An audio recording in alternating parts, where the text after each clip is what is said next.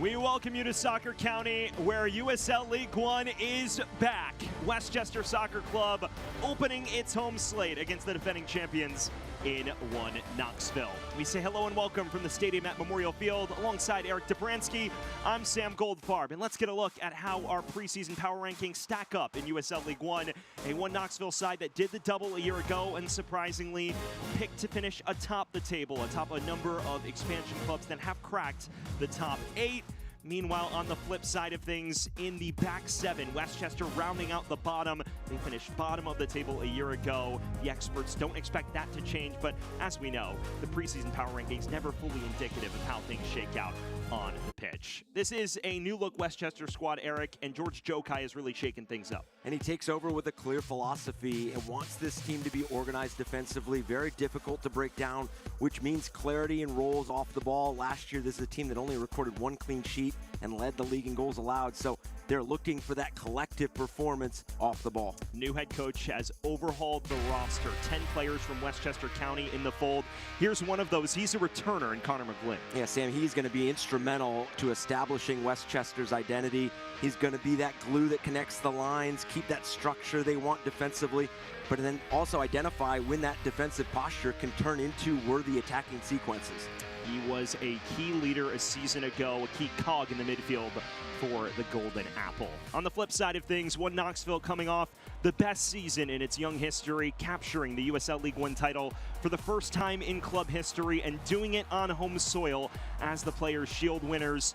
A monumental 2025 campaign, and now looking to build on that here in 2026. It is a squad, though, that grapples with some key absences on the opening day of the season. Denis Grchenkov replaces Bob Cartier up top. He is unique in what he brings to the game. He can stretch the field, provide that verticality, but also drop into a pocket and play in front of a back line, be that playmaker, terrific technical ability, but most importantly, he is a goal-scoring threat. He's done it throughout his college career, and now the opportunity here at One Knox with Ian Fuller. The best day on the soccer calendar is here. USL League One gets back underway in a few short moments. Westchester SC hosting One Knoxville. Lineups and kickoff when we return from Mount Vernon.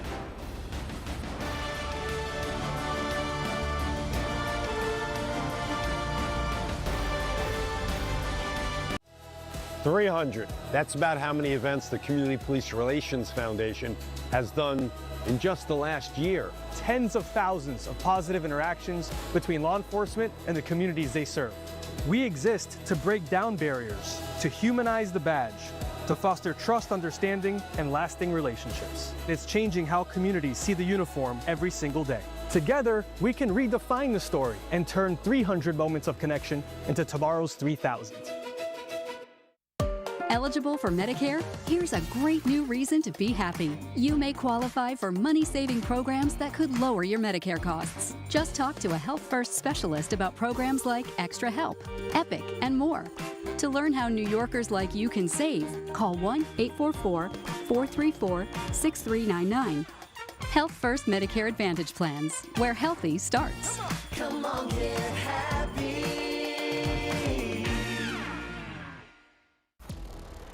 Raising health means elevating the care that we can get in our backyard. The Westchester Soccer Club is part of the United Soccer League that has now expanded into Westchester. It's a brand new USL One team competing all across the country, bringing the love for the sport of soccer to the area. Northwell is going to provide them the best care possible, going to the games, making sure that we're on site for each home game. If an injury pops up, we get those players in immediately. The partnership between the Westchester Soccer Club and Northwell Health is very exciting. Northwell's vision is to raise health, so we offer the full gamut of orthopedic services, serving the community in Westchester. That's where my family lives, that's where I live, and that's my purpose here. We welcome you back to Westchester County, where today's matchup between Westchester Soccer Club and One Knoxville is presented by the Community Police Relations Foundation, a nonprofit dedicated to strengthening trust and connection between law enforcement and the communities they serve. It is the defending champions visiting Westchester SC to begin the USL League One season in 2026. It's now time for our starting lineups, which are presented by RXR Reality, Westchester Soccer Club's first choice for housing solutions. 6 players for Westchester making their pro debuts tonight. Yeah, and I touched on the desire to develop a strong defensive presence for this group, but it's what you do off the ball, that work that allows some of the offensive sequences to come alive.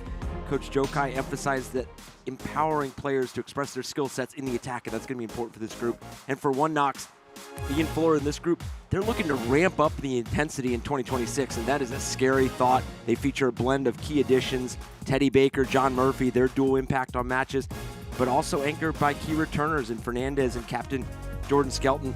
This is a group that wants to set the temperature of this match early and often. In year 2 under Ian Fuller, looking to one-up themselves after doing the double a year ago. And the only way they can do that is by going back-to-back. That journey gets underway on a cold night in Westchester County. It is One Knoxville, which will get us underway in their away strips. White shirts, orange accents, black numbers. From right to left, Westchester in their classic home blues with the white numbers from left to right. And we just await our referee signal to get everything underway in 2026. The USL League One season is officially underway. Westchester and One Knox meeting for the first time this year. Thank you for joining us alongside Eric Dobransky, Sam Goldfarb, bringing you all of the action tonight from the stadium at Mount Vernon. The Westchester squad that finished bottom of the USL League One table a season ago, but overhauled its roster and has its eyes set on being a more balanced side this year.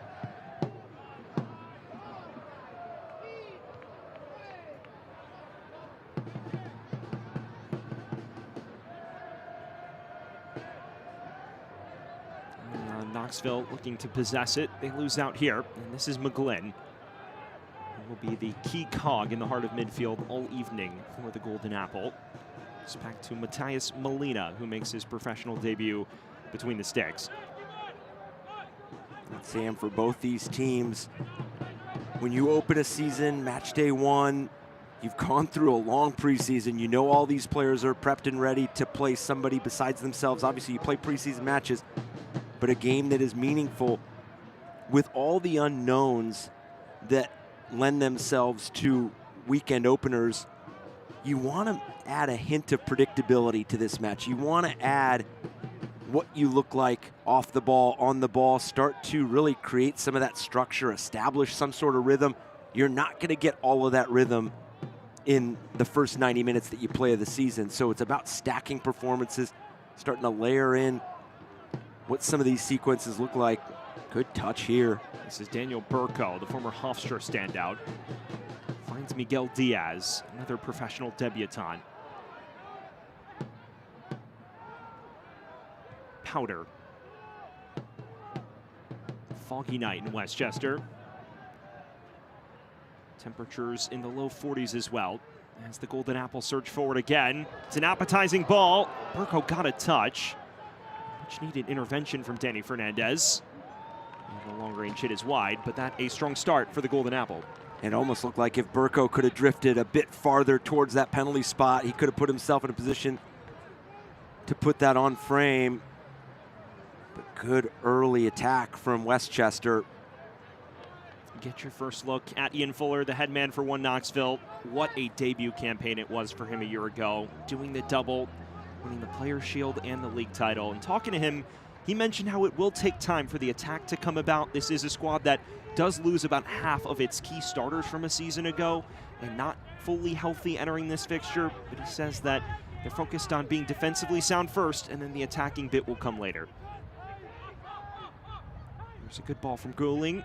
It's broken up by Payne. And is fouled, and a free kick for Westchester. Yeah, when we talk to both coaches, emphasizing and putting so much stress on what their teams look like defensively early on in the season will really allow them to open up what they do offensively. And for Coach Ian Fuller and One Knox, this was a team that out of their 11 of their 16 wins were 1-goal margins. I mean, that is championship resilience right there, and making sure you're winning the fine margins. was a squad that boasted the best defense in the league by goals allowed and clean sheets. 14 clean sheets with only 1 goal allowed throughout their entire postseason run. And the spine of that back line is back. Jordan Skelton, the captain who anchors everything, not to mention Danny Fernandez, who bounced in and out of the lineup, getting a start here. They will lose Stuart Ritchie, but other than that, this is a pretty consistent entity at the back. And for opponents, it puts so much stress on you when you know you're playing a team that is difficult to break down, that's not going to beat themselves.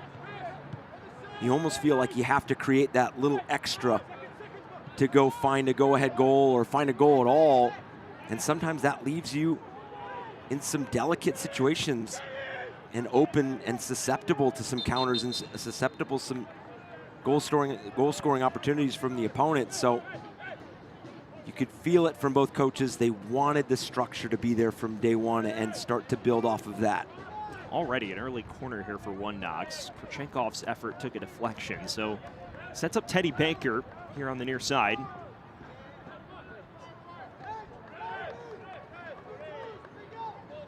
This is the first real test for Matias Molina, who's making his pro debut. Baker marks it to the back post and overhits it for everyone.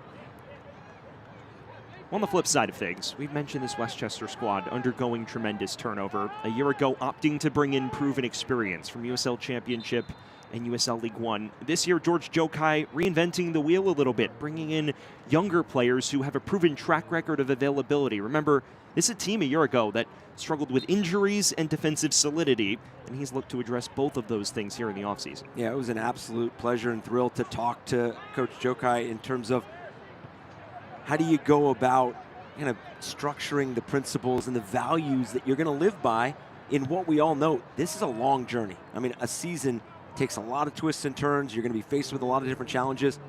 How do you kind of instill those habits? And I mean, he was talking about the tactical concept of the 5-and-5 and that freedom that it allows the 5 attackers kind of go showcase those skill sets, go showcase those characteristics. But also there's another group of 5 that you're left asking questions. What if?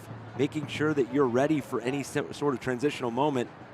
And now Westchester, foul here, gonna have to deal with a set piece, but so far both these teams have seemed to settle in. They've seemed to ask different questions of each other. One Knox has had the benefit of having 2 early set pieces and free kicks. I have another here, and more target practice for Teddy Baker. Set piece defending, a real bugaboo for Westchester a year ago. This falls to the edge of the area. It's an effort that takes a deflection. Burko runs it away. Maybe a chance to break here for Westchester. Diaz goes down. Referee waves play on, and this is Daniel Burko. And that through ball lacked the accuracy required. End-to-end stuff here in the early going. So there's now a foul given against Westchester. An almost identical area of the field from the most recent free kick.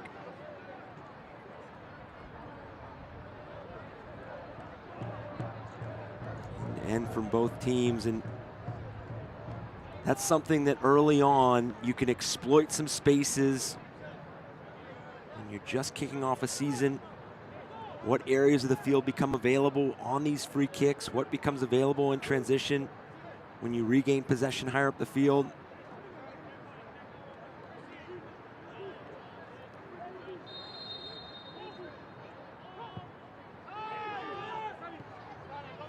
Here's Tio, a new signee out of New York City FC2. And this headed back to the goalkeeper, Molina. Gives us a first chance to really check in on the new man between the sticks for Westchester. Last season, a revolving door of goalkeepers. Molina gets the nod here over the returning Andrew Hammersley, someone that George Jokai says is a little more comfortable playing with his feet. You're looking for that composure, that steadiness.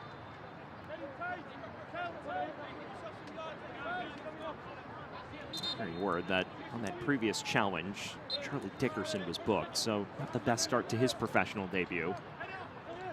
And that's a long way for a defender to have to go in a game playing on a yellow card, especially with playing a team like One Knox that is so threatening to go up top. They will continue to be intense in not only their pressure, but the way that they go at you in those 1v1 situations. Keep in mind, he has to do that while defending Stavros Zorakostas, one of the more direct wingers in the league. And he's going to have to be very measured with what he does from here on out. Early going here, just shy of 10 minutes gone in this opening match of USL League One play. Westchester SC and one Knoxville, team that finished bottom of the table a year ago against the defending double winners. Couldn't write a script much more enticing than this. I was going to say, I mean, we talked to both coaches. I mean, now, Ian Fuller, he said he shut the door on 2025, which, you know, this team, you look at last season, the habits and the behaviors that they displayed game in, game out. I mean, it was just tremendous from start to finish. And they did it in a variety of different ways, but obviously defensively being extremely difficult to play against. But for Westchester, when you're coming off a season like 2025, first year in USL League One, what better way to kick off the season from hosting the defending champions? It is a major opportunity for a squad that, as we mentioned, starts 6 professional debutants this evening. They've invested in youth. That has been a key word that both coaches discussed with us this week, wanting to have players that maybe are a little less experienced, but a little fresher as well physically. Yeah, and I know it's a new look One Knox side as well. They look different. They've got some, obviously dealing with some injuries, obviously some departures as well, but they still have that DNA and that foundation from last year.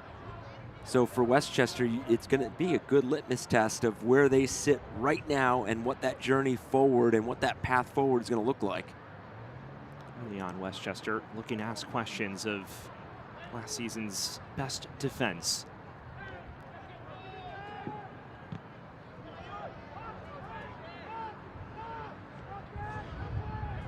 This is escorted back to the new goalkeeper, Johan Garibay, a returner that was the reserve a season ago for Sean Lewis, who did depart the club. And Ian Fuller mentioning how happy he is for his former reserve turned starter. Someone who has been up for every big moment as Gouling latches onto this for One Knox. A player tipped to be more of a creative mastermind in the wake of Kempis Tequila's exit. And this played forward, a real chance for One Knox here, and it sails into the back of the net. Just over 10 minutes into his professional debut, Denis Krychenkov puts One Knox in front. And it starts with a fantastic ball behind the line, the ability to turn and play. And Krychenkov just lives where he lived throughout his college career, in between defenders, deceptive in nature, and then lethal in the finish. What a start to his pro career, and what a start for One Knox on the road. Knoxville leads 1-0. Denis Krychenkov on 12 minutes into his professional debut, replacing Babacar Dieng, who's unavailable tonight. And he's carried over that college goal scoring form, to your point, and has done it masterfully here. Knoxville 1, Westchester 0.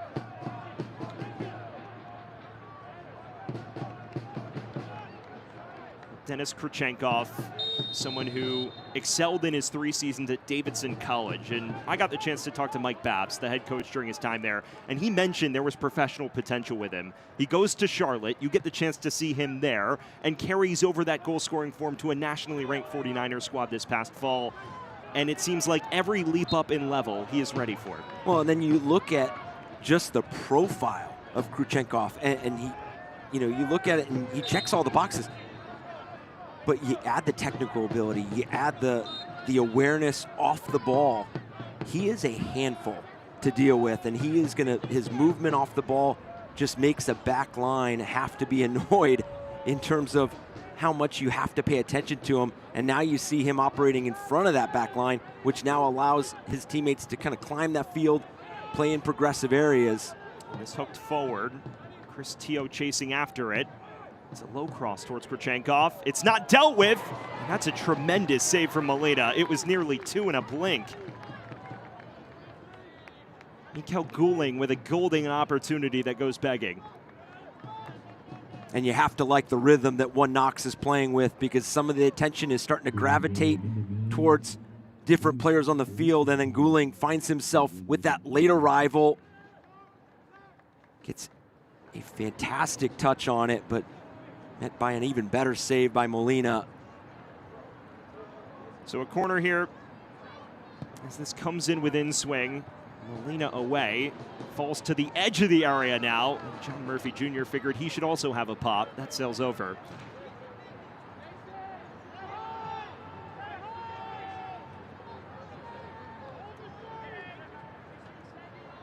Well, fans, the USL Championship and League One are on CBS Sports and ESPN platforms all season long. Catch live matches and expert analysis every day on the CBS Sports Golazo Network and ESPN+. Go to USLChampionship.com or USLLeague1.com for the complete USL TV listings. 1-0 to 1 Knox inside 15 minutes. Denis Krychenkov striking moments ago, and Eric, they've had 2 more chances since to double the lead. That's what happens when you're playing with that front-footed momentum. Right now, 1 Knox able to break some lines of pressure and break them in positions where they're on the half turn or they're fully faced going to goal, which just changes the trajectory and tempo in which you can attack an opponent. Then you have players like Murphy, Guling. They're so good at recognizing pockets of space that then develop where space is at a premium in the final third. Diaz loses out. It's run down by Stephen Payne, who's one of the veteran presences in this Westchester 11. Years of experience with Forward Madison and Richmond, as well as a key stint with Westchester a season ago.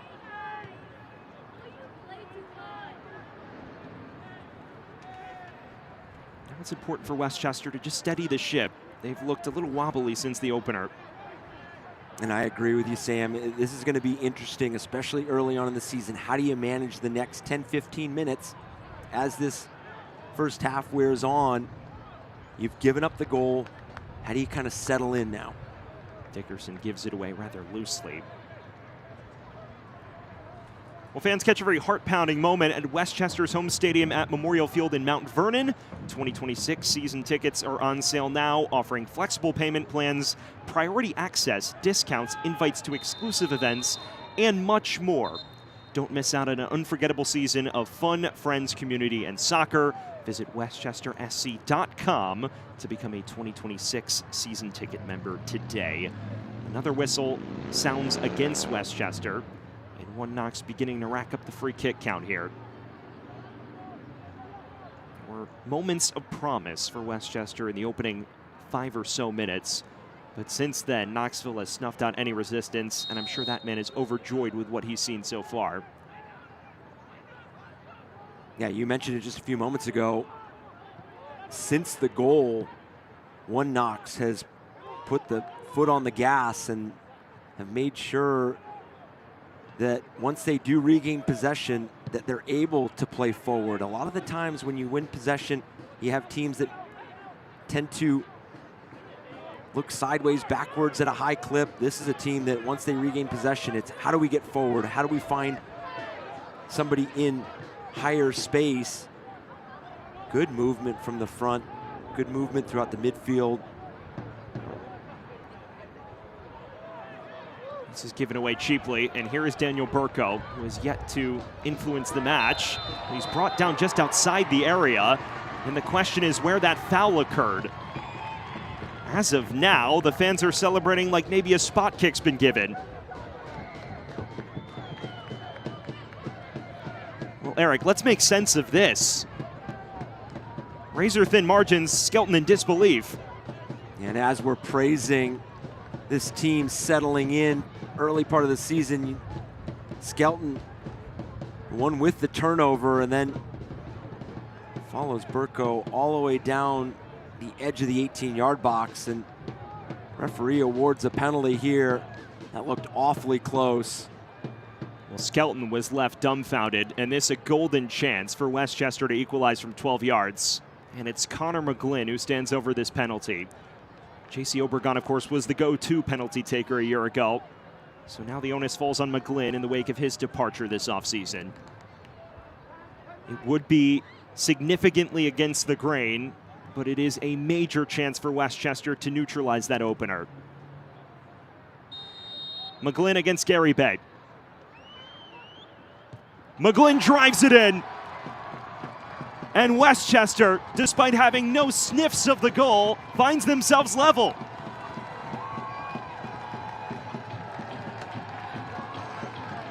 Just a composed finish from Connor McGlynn, and something that you would expect from their on-the-field leader. And we talked about the response that we were going to need to see from Westchester in the next 10 to 15 minutes.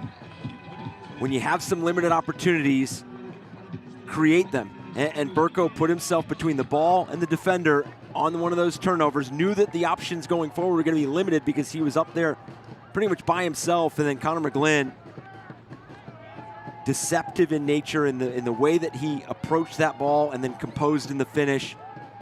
And we find ourselves level. In unlikely fashion, Westchester equalizing. Connor McGlynn, 19 minutes from the spot, a native of Middle Village, New York, who joined from Rhode Island FC a year ago and was a key cog in the midfield whenever healthy last season.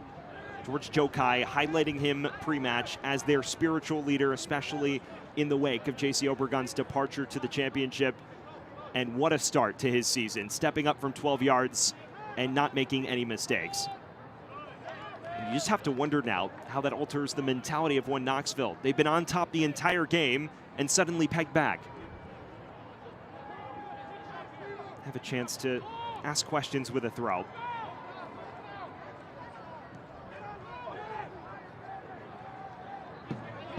Gouling.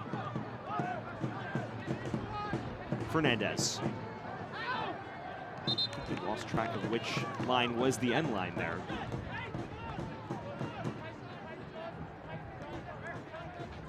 I feel like you've seen that a couple times here, 21 minutes in. Lose track of the true width of the field, and it's affected some of the wide play early on. I think that the players from One Knox have settled in, started to use it a bit more, but I think for Ian Fuller and his group, okay, test number one of the season. You showcase the resilience, you showcase the problem solving, the collaborative nature that you had last year in that championship run. Early test here on the road. I mean, they were unbeaten at home.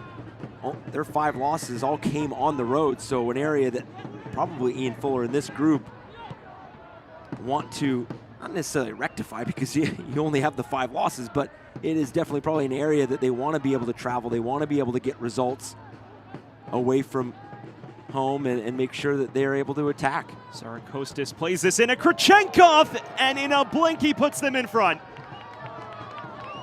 A brace for Denis Krachenkov inside 22 minutes of his professional debut. Well, you were talking about their road form? And I was talking about their attacking mindset on the road, and Krachenkov just silenced any thought that I had. And as that play developed, you get this drive. And then what's important is the runs around the ball are a continuation of what this team wants to do and how they want to look and collective they want to be. But that finish, I mean, curling it around Molina right there, through traffic. And what an unbelievable start to a pro career. A star might be born here in Westchester County. Yeah, to a brace in 22 minutes. I think there are very few instances in USL League One history in which this occurs. Denis Krachenkov, a brace 22 minutes into his professional debut. Knoxville 2, Westchester 1. Man who started his college career at Davidson College after winning Gatorade Player of the Year in the state of Wisconsin in 2021. Carried those talents over to Charlotte, excelled with 7 goals as a first-team All-AAC selection this past fall, and he has not missed a beat in his leap to the professional game. Talking to Ian Fuller this week, he mentioned that he didn't feel they would look like a complete product, especially without some of those key talents. Tequila departing, Deanne out, no Rosamilia for the foreseeable future. And yet, the machine has not missed a beat. There's an awkward cross in towards Diaz. Falls for Stephen Payne. Now McGlynn, the lone goal scorer for Westchester. But to your point, that also highlights how important and impactful culture is. When we talked to Ian Fuller, he talked about how demanding he was and his coaching staff were, and how that, it's not for everyone. And that he felt like that prepared this group for the journey of last year and obviously going into this 2026 season. But that's where that culture really highlights itself and makes itself known, is when you go on the road, you score early, you get pushed back, it's level at 1-1, there's a resolve there. And they were able to go find the second one. Obviously still a lot of match left. But that's the drive that those returning players can have on it. And when you're a player and a newcomer into that kind of culture, you buy in. Baker fouled on the far side. Speaking of newcomers, gives us a chance to let you know that you shouldn't miss your chance to be part of history with Westchester's first professional soccer club. Season tickets start at just $15 per game, bringing you world-class action at an unbeatable value. Visit westchestersc.com to learn more and lock in your seat for the 2026 season.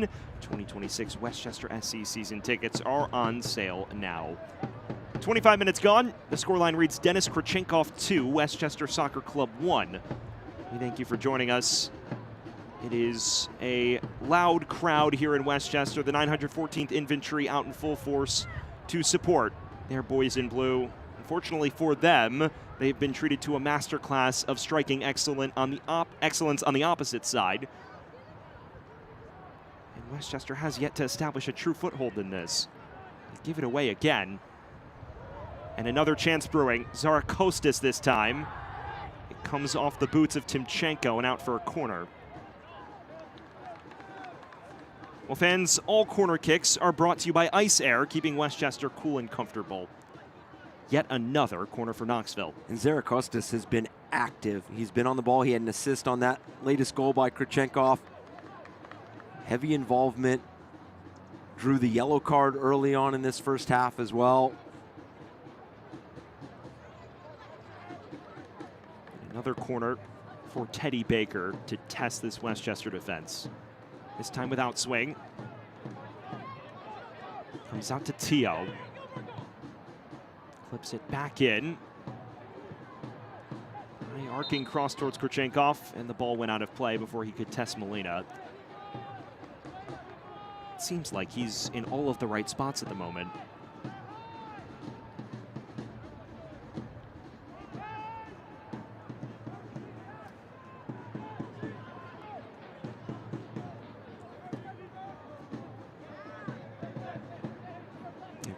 Krychenkov has been almost a seamless insertion into this 11 for One Knox.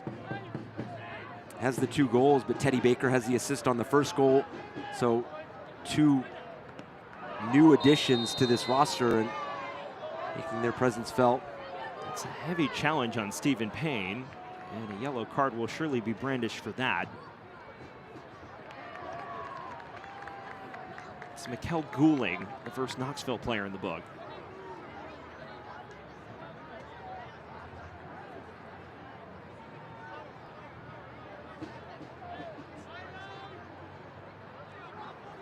Gouling just going in. Catches Payne late. No argument in receiving that yellow card. McGlynn will float this forward. Flick on header towards Burko. Nearly navigated through traffic. Teddy Baker there to mop things up. That's a tug from Timchenko. He may be fortunate to avoid a caution here. Denis Krychenkov had his jersey tugged, and he's letting that be known to our lead official, Servando Bernarico. For now, Timchenko is off the hook. Yeah, that's what you don't want for Westchester, is half of your back line to be on yellow cards, especially when you need to find an uptick in how aggressive you are defensively. Once One Knox enters your defensive third, you want to be able to make sure you can get into those tackles. Jennings doing just enough to take it off Krychenkov. Yet another chance for Teddy Baker to ask questions on a set piece. He's been a busy man so far. Joined from Texoma this offseason, someone who is a key addition into the engine room in midfield. Out swinging corner, over the head of everyone, and the whistle sounds against One Knox. Fan Select is proud to be the official match ball supplier of the USL Championship. From the grassroots to the pros, Select is there every step of the way. Visit us.select-sport.com for the latest Select products, specials, and more. Select, the player's choice. Half hour gone here in Westchester County. One Knoxville with a 2-1 advantage, courtesy of a Dennis Kurchenkov brace, sandwiching a Connor McGlynn equalizer from 12 yards. And all in all, we've been treated to a great opening 30 minutes of football. We have it, and this is the time in matches where you're going to start to see the ebbs and flows of what each of these teams are trying to do, because you know that you go into opening weekend with not necessarily having a clear picture of what your opponent's going to present. You know some of the profile of the players, you know their roster, but until you're actually in game action, you're making real-time decisions. We see it with Kurchenkov. His 2 goals have all attention around him right now. So One Knox is building off of that. The movement has been excellent. It's been sharp. It's been decisive. So now how does Westchester counteract that? And right now, Burko has been the most heavily involved of the Westchester players. He had that early chance inside the box, kind of overran it or wasn't able to get out of that deeper run, but he drew the penalty. So he's got himself on the ball in some of those dangerous situations. But now how do you sustain that for Westchester? Question for you is, if you are Westchester, how do you establish any sort of possessional foothold in this? Because outside of the penalty, they've hardly touched the penalty area. No, I agree 100%. I think for Westchester, it becomes about that first ball after regaining possession. When it comes from that chaotic moment, whether it's a 50-50 challenge or just winning the ball 30 yards away from goal, what does that first pass indicate? And that's where I was mentioning One Knox earlier. That first pass was going forward and finding those channels and those spaces forward for Westchester. They're almost having to reset every single time they get back on the ball, which is fine in some moments. But for One Knox, when they've already got so many bodies committed into that attacking half, they've got so many numbers around the ball, it does provide some danger for Westchester. So can you find that penetrating pass? Can you find that forward ball to Burko? Can you get Evans higher up, Powder higher up? And a player we haven't seen anything of so far, Kyle Evans, Yep. on his debut, a player that George Jokai himself said had stardust littered all over him. And we just have yet to see him have a chance to influence this one.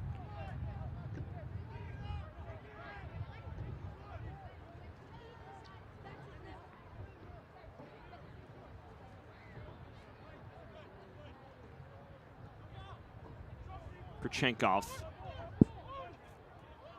Knoxville once again moving it downfield with ease. There is your look at Kyle Evans, someone who was exceptional during his 3 years at Marist, an all MAAC first team selection. You can't call it the MAC or they might get mad at you.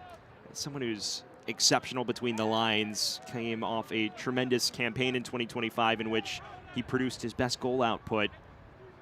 But we just have yet to see him even have space to operate. And this is a player who could change the game for Westchester this season, as Gouling drives this wide and Zarakostis in space yet again. Now an underlapping run. They can't cut it back to Kurchenkov. Everything but the final ball was excellent. And now a long-range hit draws Molina into action.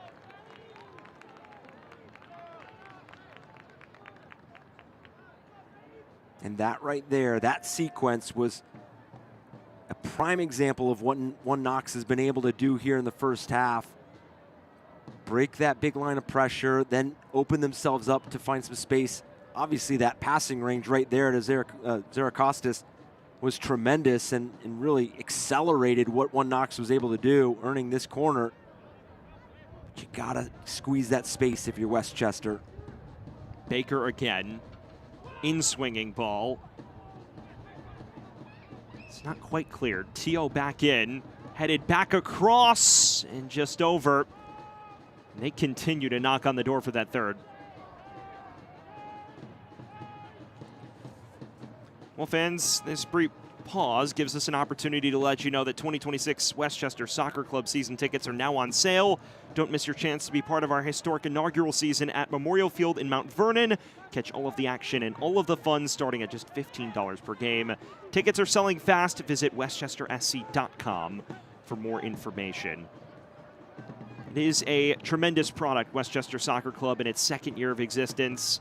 And they always treat you to entertaining fixtures. Of course, last season not going according to plan results-wise, but they were right there in a number of matches and highly competitive. And here tonight, still within a stone's throw of leveling this up, despite a really shaky start to the George Jokai era. You figure as the season wears on and these players begin to become more familiar with one another, you will start to see some of these patterns manifest on the pitch. There's a chance to cross. Took a deflection. And finally, a spell of controlled build-up for Westchester.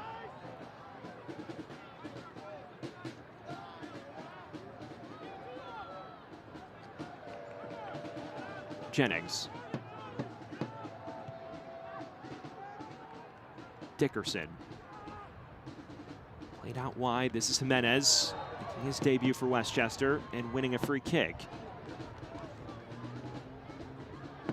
And that's really well done from Westchester, working it from side to side, earning a free kick. And that's something for One Knox that they don't want to make available for Westchester right now. You have that 1-goal lead. We talked about the 11 of their 16 wins last year being from 1 goal. So they have that ability and that habit of being able to close out games.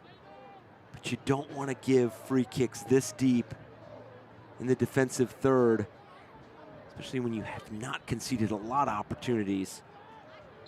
It is Miguel Diaz who will take this.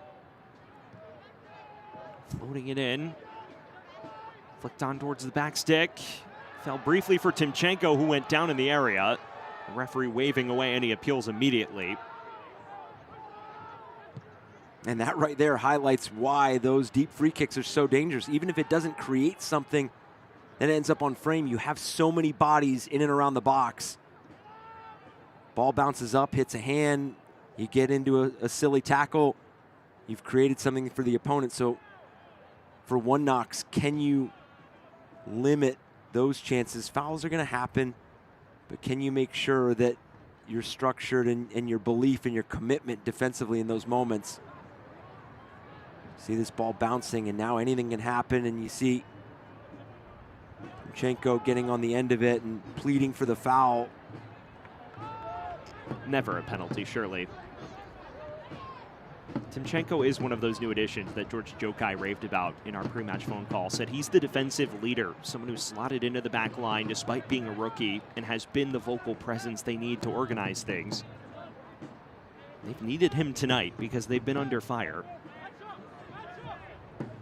And you could almost guarantee that his voice is going to be the one from the players, along with Connor McGlynn and a number of others, that are going to be heard in the locker room in terms of just sorting out what this team is going to do defensively moving forward. Because as you close out this first half, go ahead and push for the equalizer. You got to go ahead and try to find that second goal, but you have to at least make sure you go into the break still only down 2-1, because there's times where you've looked a bit frail defensively, and that's something for this group and Timchenko. They can talk about squeezing, when to squeeze those lines, make sure that they're unified in where they're going, when they're going. And you know that the players around him are going to listen. George Jokai himself mentioned the #1 stat they looked at in their preseason matches was expected goals against. Remember, this was a team that conceded the most goals in USL League One, 59 goals allowed, which was record highs. And so George Jokai said when he built the roster, balance and defensive solidity was the primary goal. He also said, when a team scores a goal on Westchester Soccer Club, we want it to be a magnificent goal. And while Kurchenkov's goals have both been of high quality, it feels like defensive breakdowns have led to those. Yeah, and they've come with 2 or 3 passes. They haven't been long strings of build-up. They have not been long spells of possession. take a look at head coach George Jokai. Plenty to think about for him right now. Someone who, as we mentioned off the top, nearly 3 decades, excuse me, of coaching experience in Westchester. Most recently with FC Westchester. He's talked about how he prides himself on being someone that develops talent as a player's coach. And for as frustrating as this first 39 minutes may be for Westchester, it's going to be about how do they go into the locker room, collaborate, problem solve, come out in the second half and have an answer for what One Knox is doing, because every coach will tell you that it's in those challenging moments that you find out what this group is made of, and especially this new look Westchester side. I mean, you're going to have some players that are going to continue to grow throughout the season. Same with One Knox. I mean, Kickoff has scored 2 goals in the first 22 minutes, so obviously he's kind of come in flying. But a lot of these players are going to become very familiar with each other, and they're going to be able to communicate. They're going to be able to maybe quickly solve some of these defensive errors that they're finding themselves here in the first half. Making sure you just settle in and you kind of make sure you're collaborative in those moments. Gouling lost out there. There's your first real glance of the new loanee from Hartford Athletic, Jonathan Jimenez, the 24-year-old, someone who's expected to provide that veteran punch up front. But with the exception of winning 1 free kick 5 minutes ago, we have yet to see him have any space to operate. It's just a testament to how expansive and controlling One Knox has been throughout this first half. Here's Tio. Lost it out of play. Well, fans, soccer season is here, and SeatGeek is the official ticketing partner of the USL. Get all your USL tickets and more from the #1 ticketing site, SeatGeek, your ticket to great seats. 2-1 to One Knox, courtesy of a Dennis Krachenkoff brace. Finally, the action settling down after we were treated to 3 goals in the opening 22 minutes. The perfect way to begin our USL League One season. One of 4 matches happening tonight in the league. The best day on the footballing calendar is here. This is hoofed upfield towards Burko.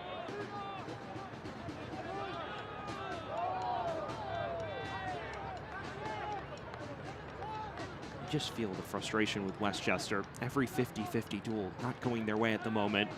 Conversely, I'm sure Ian Fuller is overjoyed with how that's broken.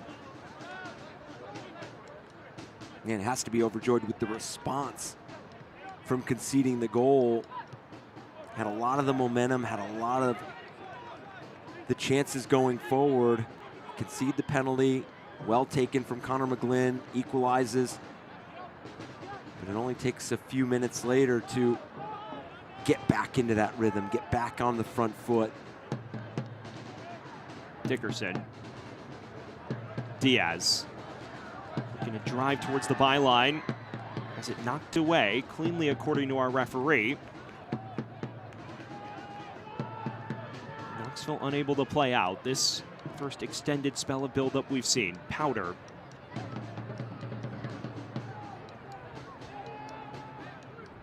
If you didn't know the scoreline, you would think this was a multi-goal lead for One Knox. You look at the scoreboard and suddenly one shift in the tide, one quality spell of control, and if you're Westchester, you're right back in this.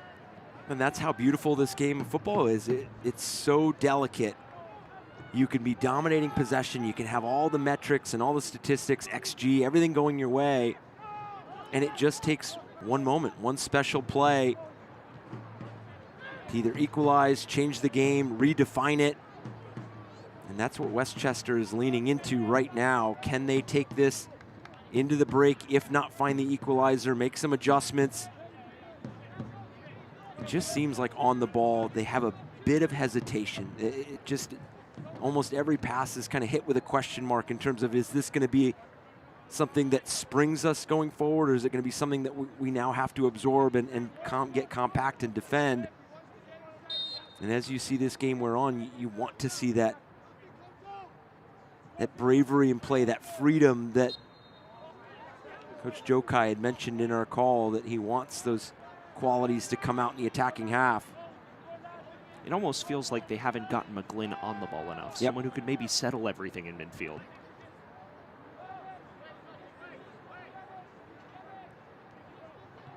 closing stages of this first half. And a critical inflection point here as Westchester looks to find a way to enter halftime level.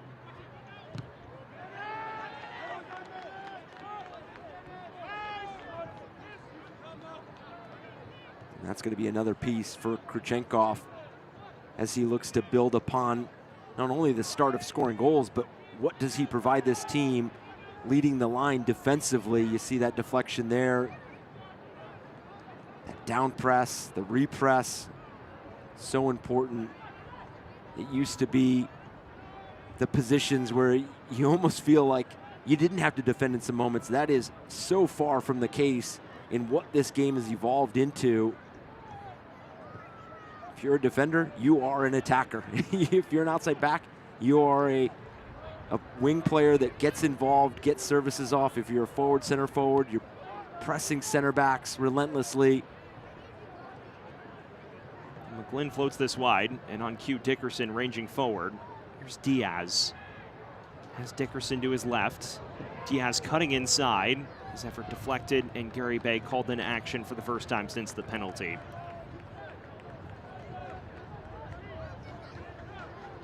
He is someone with worlds of potential, still just 25 years of age, has impressed whenever called upon in the past as Sean Lewis's backup.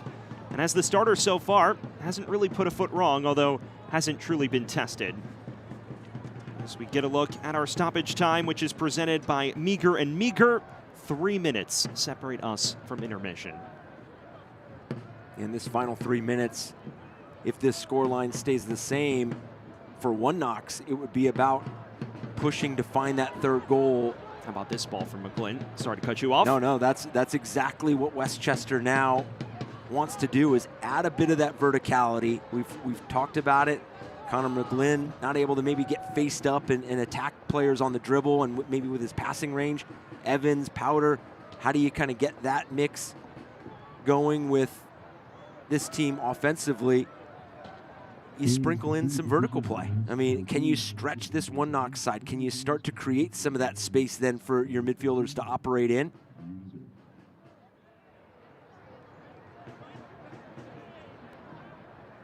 Kurchenkov. It's a late challenge, and it's one that may draw a referee's ire. A yellow card shown to Max Jennings. It just feels like they're second to every 50-50 right now. Sarkostas drawing yet another yellow card. Yeah, we tend to look at games and we think that they're all defined by first actions, but to your point, you just made, a lot of the times games are defined in second and third actions. Can you get on that second ball? Can you get on that ball that dropped and is now hitting a different area of the field? And that's where, like you mentioned, Westchester just kind of finds themselves second to those balls and now finds themselves sitting on a couple yellows in that back line. Here the set piece flies in. Comes to the back post for Kurchenkov, and it's knocked in for a third. An exceptional set piece routine for One Knox. And John Murphy Jr. opens his account in his new colors. 3-1.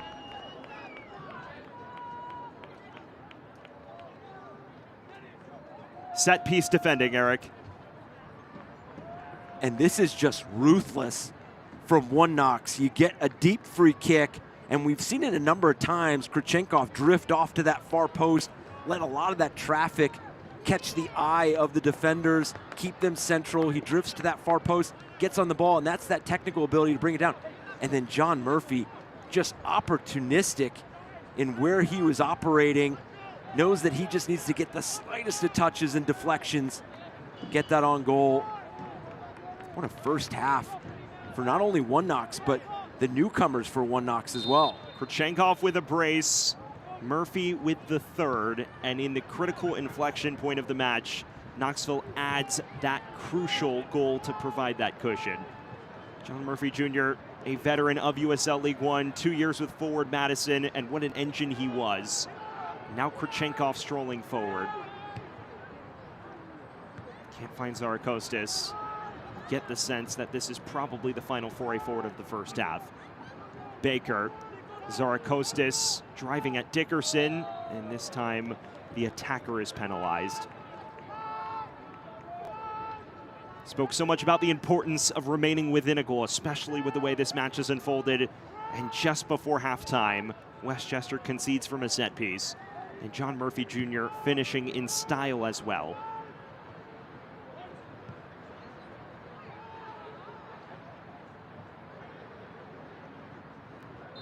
And there is the halftime whistle. Dominant from One Knox, and they take a controlling 3-1 lead into halftime. Eric, what a performance in the first half from One Knox. Yeah, good response from One Knox. They started early, obviously got level, but just continued to put their foot on the gas. And for Westchester, left with a lot of questions, but they're still right there in striking distance. Just have to go to halftime, problem solve, come out and execute. Well, that is where we will leave things at intermission. One Knoxville, the defending champions, looking like defending champions here. They lead 3-1 after 45 minutes of action. A brace from Krichenkov and the third from John Murphy Jr. moments before halftime. We will take a quick breather here from Westchester County when we return a look around the league on USL League One's opening night.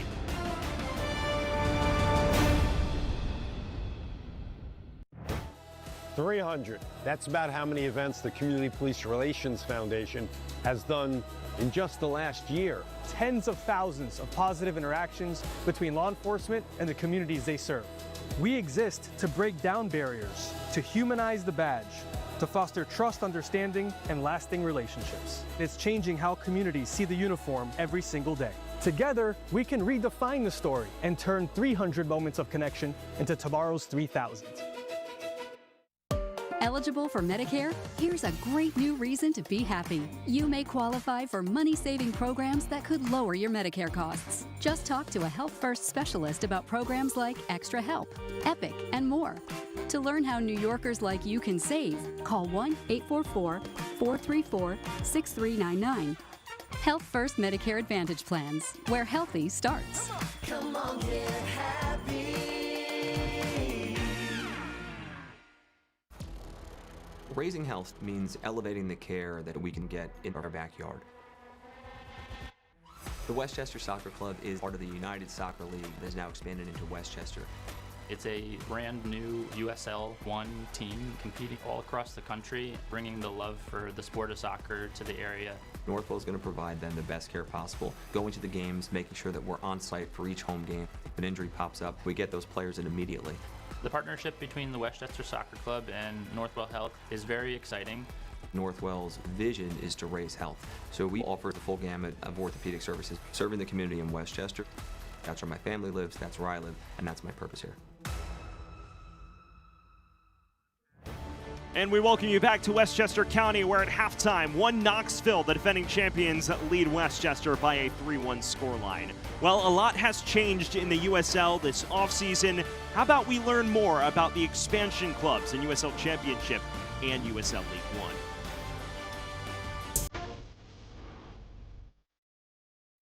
As we embark on another long journey to USL titles in the Championship and League One, contenders are now joined by even more contenders.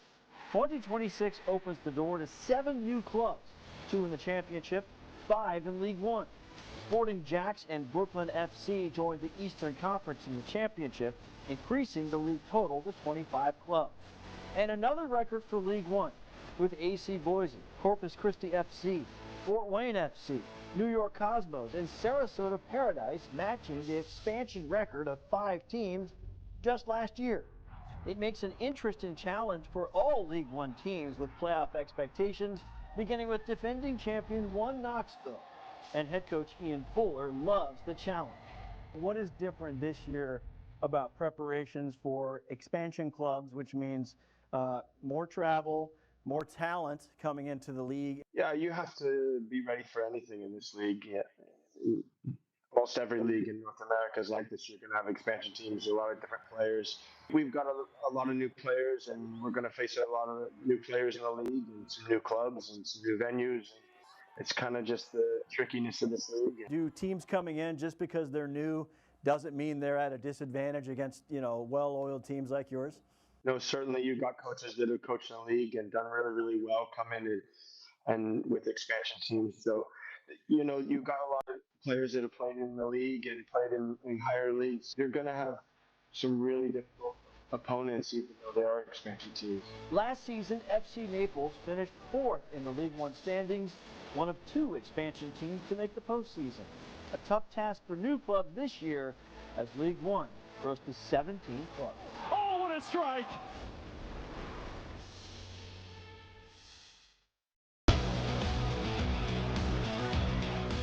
This week on USL All Access, the games are back, and Marlon LeBlanc's Brooklyn FC take the field for the first time. We chat with him exclusively on SiriusXM FC. He'll break down the total build with General Manager Brian McBride. We're going to preview the Western Conference, tell you who made the biggest moves in the offseason. Every Tuesday, USL All Access on SiriusXM FC, and the next day on the USL YouTube page. 300. That's about how many events the Community Police Relations Foundation has done in just the last year. Tens of thousands of positive interactions between law enforcement and the communities they serve. We exist to break down barriers, to humanize the badge, to foster trust, understanding, and lasting relationships. It's changing how communities see the uniform every single day. Together, we can redefine the story and turn 300 moments of connection into tomorrow's 3,000. USL League One kicks off. Players Shield winners.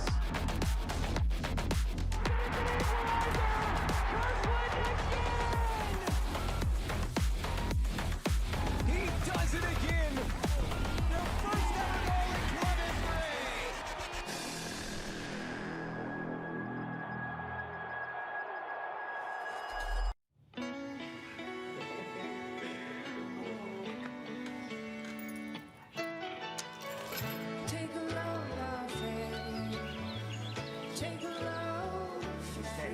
Today, we accomplished nothing. I mean it, not a thing. And it was kinda everything.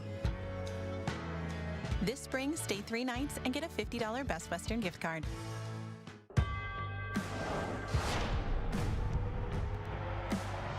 Prinks tires in the USL help soccer journeys everywhere to drive harder. From city playgrounds to suburban sidelines. From early mornings to late nights. From fun with friends to winner takes all. From the biggest fan to the biggest heart. And at every turn, Prinks tires will be there for the long haul. Pain doesn't care who you are or why you hurt, but pain can be mastered if you know the way. Fight back with Tiger Balm's legendary herbal power. Trusted for over 100 years, our proven blend of camphor, menthol, and essential oils tames pain with the strength and speed of the tiger, so that you can rise above pain and get back to living. This is the way of the tiger. We welcome you back to Westchester County, where at halftime the scoreline reads 1 Knoxville 3, Westchester SC 1. Here at halftime, we get a chance to take a look around USL League One. Here's a picture of all of the scores and upcoming matches on opening night here in Week 1. One match currently going on. Naples leads Fort Wayne, the expansion club, 1-0 in Naples. Meanwhile, we have a delay in Sarasota, a battle of expansion clubs set to get underway around 8:45 p.m. Eastern Time. When you look ahead to later tonight and next week, here's what's coming up in USL League One. Tonight, AV Alta and Richmond Kickers, 10:30 p.m. kick, Eric. And then as you look ahead to next week, the home opener for New York Cosmos. Yeah, a lot of great games. Just a lot of excitement around USL League One. You mentioned it, that AV Alta Richmond Kickers match. AV Alta 1 point out of the playoffs last year, looking to make that jump this year, and then Richmond Kickers face some challenges, but this is gonna be a side that wants to prove themselves here in 2026. It's an AV Alta squad that was second in late July at one point last season. They're hoping to rebound after a rocky conclusion to 2025. Let's get a look at our halftime update in USL. It It is halftime in USL League One. We hope you're enjoying your match so far. I'm Dan Lucas inside the USL studio with a look at some of the headlines for this week. League One matches history from last season by adding 5 expansion clubs this year. AC Boise, Corpus Christi FC, Fort Wayne FC, New York Cosmos, and Sarasota Paradise are tied for the largest expansion class in League One history. And 2 of those expansion clubs, Fort Wayne and Boise, are closing in on grand openings of new stadiums. Fort Wayne kicks off a 5-game homestand on May 2nd. Boise opens its home ground against a geographical rival, Spokane Velocity, in early April. We have many storylines to watch this year, including one of the rising stars in League One, Richmond Kickers goalkeeper James Sneddon. The Kickers Academy product signed his first professional contract in 2025, then recorded 7 shutouts and 34 appearances.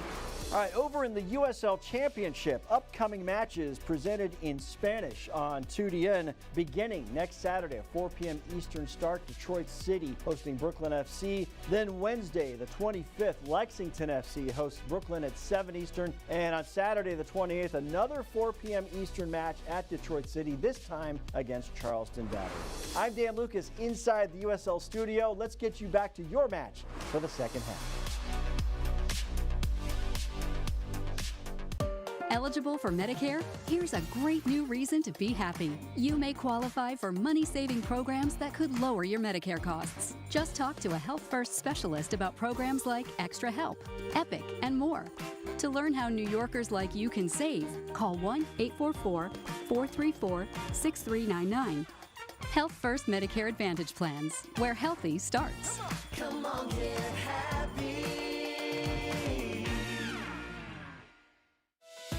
300. That's about how many events the Community Police Relations Foundation has done in just the last year. Tens of thousands of positive interactions between law enforcement and the communities they serve. Behind every one of them was a handshake, not a handcuff. Understanding instead of fear. We all know the narrative we usually see. Negative interactions dominate the conversation. Because the truth is, the good doesn't always trend, but it's just as real. At one of our youth events, I asked a group of kids a simple question. When a police car rolls by, what's the first thing you think or do? One young boy raised his hand and yelled, "Run away." But after spending time with our officers, his answer changed. That's how you know this impact is real. Every family fed, every young athlete mentored, it's changing how communities see the uniform every single day. Together, we can redefine the story and turn 300 moments of connection into tomorrow's 3,000. 300. That's about how many events the Community Police Relations Foundation has done in just the last year. Tens of thousands of positive interactions between law enforcement and the communities they serve.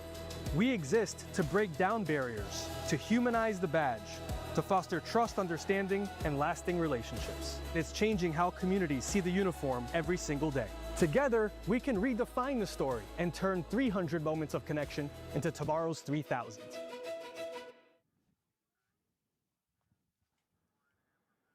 Back here in Westchester County, where at halftime the defending champs look the part. One Knox leads Westchester SC 3-1 after 45 minutes of play. Gives us a chance to take a look at our first half highlights. And Eric, it is the Dennis Kurchenkov show through 45 minutes. Yeah, welcome to your pro career. I mean, you get a terrific pass here, decisive, direct, but just clinical in the way that he strikes and finishes. And this has been indicative of how One Knox played in the first half. They've been so positive with that first pass that it's allowed them so many opportunities to go forward. It's been electric, and then you get the response from Burko getting on the ball. It was a turnover from Skelton. Gets the contact, draws the penalty. Connor McGlynn, calm, composed, tucks it away, makes it at 1-1. Good response, but One Knox, the resolve that they showed 10 minutes later for Kurchenkov to get on this ball. Good drive here into midfield. This is some of the space that One Knox has operated. But this curling finish by Kurchenkov, I mentioned in the open how unique of a player he is and what he brings to the game. 2 goals, 2 different strikes from Kurchenkov. And then in the dying moments of the first half, you felt like Westchester, if they could just keep it to 2-1, they're in striking distance, create another big moment. Late free kick. Kurchenkov gets off the end, peels off to that far post, plays it. John Murphy Jr. just gets that slight deflection, puts it on goal. 3-1 going into the break. Look at the stats, and this is not surprising at all. How about One Knox? Dominating the shot battle, more possession as well. This has been a controlled performance from the defending champs. Yeah, and efficient. 3 shots on target and 3 goals. And that's something for One Knox, Ian Fuller, as you kind of layer in the performances and the matches throughout this 2026 season. Efficiency is something that attack-minded teams want to be really high level with, defensively making sure that you're stout, but also that when you're creating some of those louder chances that you're effective. Well, one change for One Knox at halftime. It is the One Knoxville debut of Kyle Linares, who joined from San Antonio FC this winter, a former second-round draft pick by Portland Timbers. He is in on the flanks for the defending champs. He replaces Stavros Zarakostis, who played a key role in that first half. They'll be hoping all is well on the fitness front because he was quite dangerous. We wait our referee's signal to get things back underway. Westchester with a world of work to do if they hope to salvage anything. One Knox hoping to cruise through the start of their title defense. Sam Goldfarb, Eric Dobransky on hand, bringing you the remainder of this one. Knoxville in a controlling 3-1 lead. Can they maintain it or even compound it? We will find out in a matter of moments. Eric, if you are Westchester, what goes into rectifying this? It starts with being stable and steady defensively. I think there were still moments through that first half that One Knox was able to play one ball through the midfield or through that first line of defense and create. And then once you find that steadiness, then can you open the game up, make sure that you're playing as free as you want to on the attacking side, because this is a long half that you still have left. You create one chance here early on and you're efficient with it, you're right back in this match. By the way, the substitution, as we mentioned, for Kyle Linares, it is presented by Benjamin Steakhouse, always a prime choice. So just after halftime, the lone change we're aware of for One Knox. Linares, a dangerous threat that scored 13 goals across his 2 years with Portland Timbers too, before moving to San Antonio at the tail end of last season in USL Championship.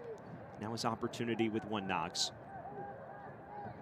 Remember, this is a One Knoxville side that lost its creative talisman in Kempis Tequila. Who would excel in that number 10 role was a big question entering this year. I feel like they've alleviated a lot of those concerns with their opening half performance. Here's Jennings.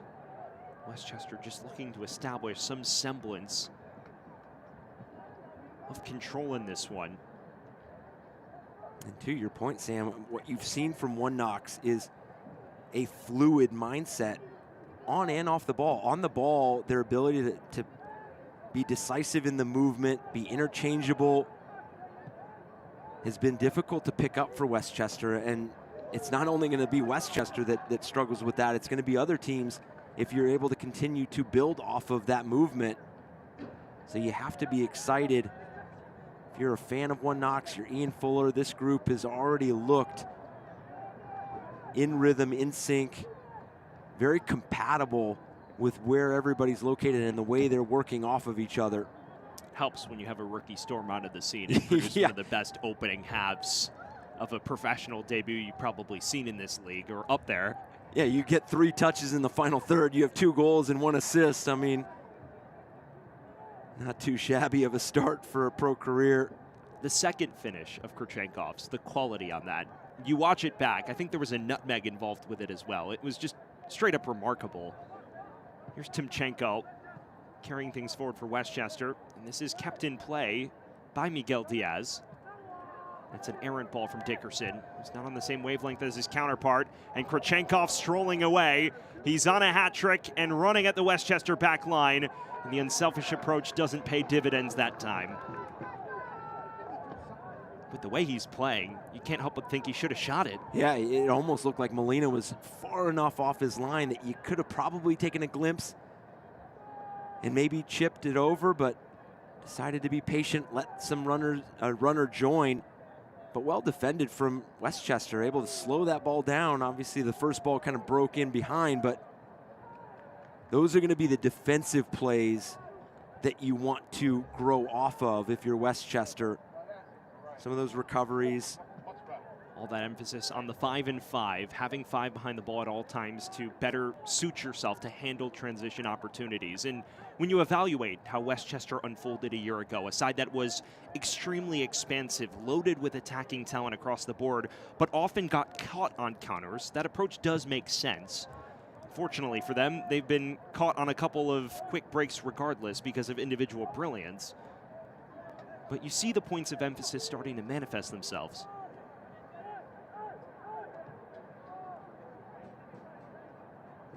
And that's where, for a younger group with key additions, it is that blend of giving this team time to grow, but also making sure that you're learning from results, you're learning from moments, and this is a good sequence.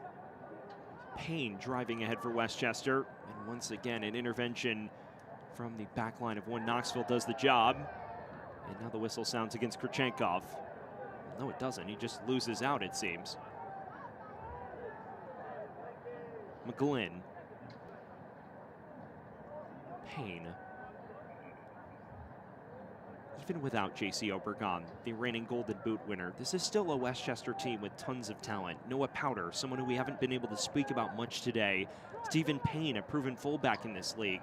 There is veteran experience for all of the emphasis on recent college grads in this squad. And that's why the excitement and the optimism, you could feel it around this club. You could feel it talking to Coach Jokai, what this team can do. But it's building that sustainability. It's building upon those principles. Evans laying that across. And this is already a better start to the second half for Westchester. Jimenez. This one of the more extended spells we've seen from Westchester on the ball. Evans lets it run and now gets it back. Not the best of crosses, but it comes out to the edge of the area for Powder and takes a fortuitous deflection out of play, but it is just a goal kick. Well, fans can't watch the match, turn on Sirius XM FC 157, North America's only 24/7 source for engaging soccer talk, including USL All Access on Tuesday nights. Plus, there are live matches from the USL MLS Premier League and more, all on Sirius XM FC 157 and the new Sirius XM app. 50 minutes gone, 3-1 to 1 Knox. Sam Goldfarb, Eric Dobransky on hand. Dennis Kurchenkov with a brace inside the opening 25 minutes. The third from John Murphy Jr. coming moments before halftime to neutralize a penalty equalizer around the 19-minute mark for Connor McGlynn. What has been a tough night for Westchester, but a promising start to this second stanza. And I would add this from my past of coaching, being on both sides of this, having a 3-1 lead, being in a 3-1 deficit. There's two sides to it in terms of what you find out from your team and your group, because for Westchester, you're down 2 goals. How do you get yourself back in the match? How do you have those players that you're going to lean into all season, and even the newcomers, the players that are making their debuts, not to hide from this moment? Make sure that you're trying to get on the ball. You're trying to play make. You're trying to find that next goal to pull this game back. And then for one Knox, it would be the flip. You're up 2 goals. How do you sustain and maintain those habits, those behaviors that you feel that you need to win another championship? And that's where you come to find the human element where, yes, you have a cool 2-goal lead, but don't drop in too deep. Don't make sure you invite the opponent too far into your defensive half and give them some chances early on. And that's where, for both these teams, it's going to be the question that they're going to have to answer throughout this second half. Gouling. Is that ahead beyond the reach of John Murphy Jr.? Haven't seen one Knox necessarily drop off, to your point, but you have seen a promising response from Westchester. And that at least will be a positive George Jokai can take from this, even if they don't find their way back into it. And there's still plenty of time for the equation to change. still have yet to see many of those creative playmakers make an impact, though. Daniel Burko left on an island for large spells throughout the night. A player who scored 13 goals for Hofstra this past fall and was instrumental in their run to the third round of the NCAA tournament. Scored against his former team at Syracuse in the first round in a dramatic moment.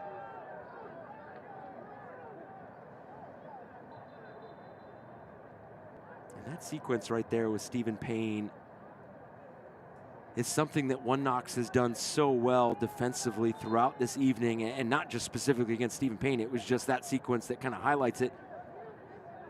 They've made sure that Dickerson and Payne have not necessarily been able to playmake from those wide positions. And when you could playmake from those two players that are so electric and so aggressive, climbing the field and knowing when to climb the field, you narrow the field. Now everything's central. Everything can be right in front of you, and you make play predictable for your midfield where they can start to narrow some lanes and close down some space. Here's Powder. Can't pick out Diaz on a return ball. And Kurchenkov involved in the build again. Can't quite find the return ball, but there was a whistle. A late challenge from Noah Powder, and yet another free kick for One Knox. And that was an instance where you saw Dickerson starting to climb, starting to enter the attacking half. Felt like that ball was in good possession, and then One Knox able to turn them over, go right down the field, and Dickerson is on a full sprint to recover.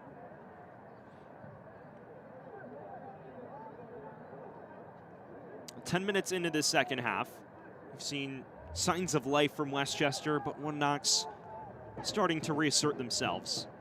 Teddy Baker can probe with this free kick. Toward the back post, headed on by Kurchenkov. Rolls out as Westchester looks to play clear. Only as far as Jaheim Brown, who was an all-league second-teamer a year ago for One Knox. First real touch for Linares, and he weaves a web of lies. Low cross in, it's an inviting one, a diving challenge, and it's one that is overzealous. Maybe John Murphy Jr. is fortunate to get off without a warning there. Daniel Burko took the brunt of that contact. An explosive attack from Linares.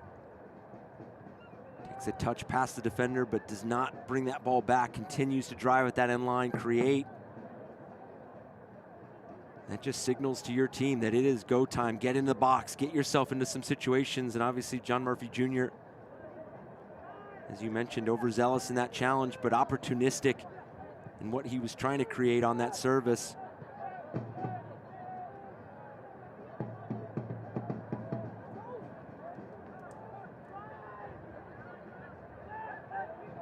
Timchenko, a loose pass.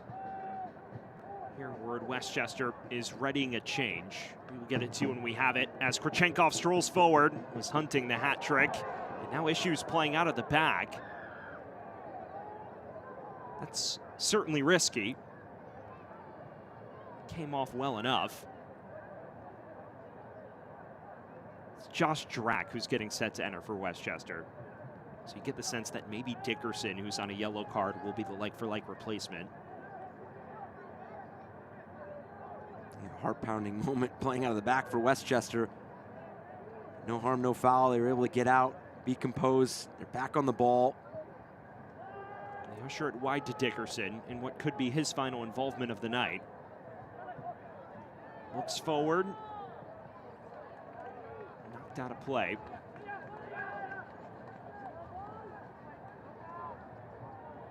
Evans goes down just outside the area. This is an inviting free kick position.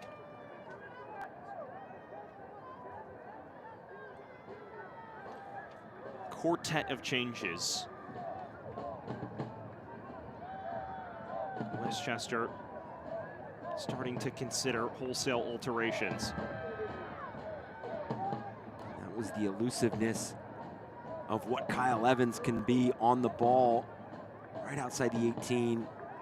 It's a dangerous free kick for his team and one that they're going to want to take advantage of, make sure causes some chaos.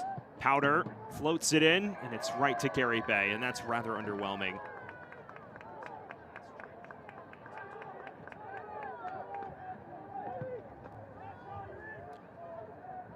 Just lacked the pace and the shape that you needed to test Gary Bay, and now one Knox is off and running. Linares. Brown. Cleared away by Dickerson. And now changes seem ready to take place. A quartet of alterations, all for Westchester. Josh Drack, Alexi Armas, as well as Ermin Makic and Samori, excuse me, not Samori Powder. It is Samori Powder who is getting ready to enter. There's talk over him changing his number. It appears he didn't, so he sticks with his number 7.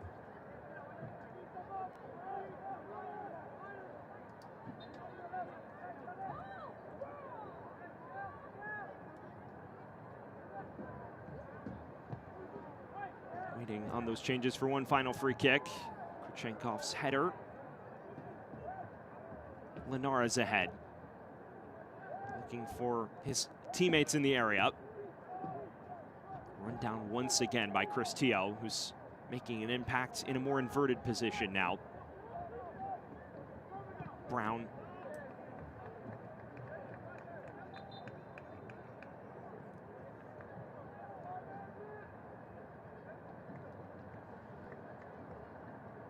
And now the changes will take place. So we were left in suspense. They finally do occur. Drack for Dickerson. Alexi Armas into the fray for Noah Powder. Ermin Makic is in for Jonathan Jimenez. And then the final change, Samori Powder replacing Stephen Payne. All like-for-like swaps. Alexi Armas in the heart of midfield making his professional debut. Ermin Makic, the local product, will move back onto the front line. All 4 of those changes presented by Benjamin Steakhouse, always a prime choice.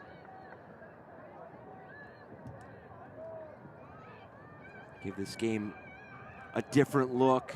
You see Westchester on the ball. A bit more possession here in the second half, and not just possession through the midfield and the back line. They are finding those moments where they're in the attacking half, collective. So make the changes, see what these changes can, how these changes can influence the remaining time here in this match. Final 30 minutes. Drack was a regular starter a year ago for Westchester. A revelation since joining from Charleston Battery. Tonight misses out on the 11. He's behind Charlie Dickerson. Samori Powder, someone who was a converted fullback for large spells. He also is into the fold. This stoppage gives us a chance to let you know that you can catch every heart-pounding moment at Westchester's home stadium at Memorial Field in Mount Vernon. 2026 season tickets are on sale now, offering flexible payment plans, priority access discounts, invites to exclusive events, and much more. Don't miss out on an unforgettable season of fun, friends, community, and soccer. Visit westchestersc.com to become a 2026 season ticket member today. Westchester now strolling forward. This is Diaz who drops the shoulder. A quality kick save there from Gary Bay, and he at least keeps Westchester at bay for now. Not their best chance to pull one back out of open play. And it was a position where they put themselves in areas where they could pick up a lot of those first balls, and then it was quick 1-2 touch, decisive actions that got them in on goal. Big time save by Gary Bay. Keep this game at 3-1. Timchenko. Diaz again.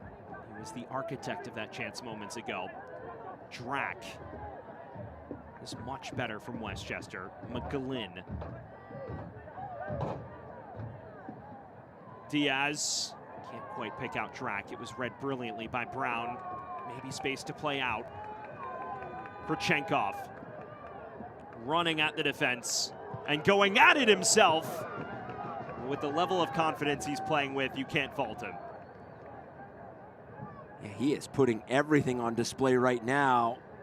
As you see this sequence from Westchester, his opportunity.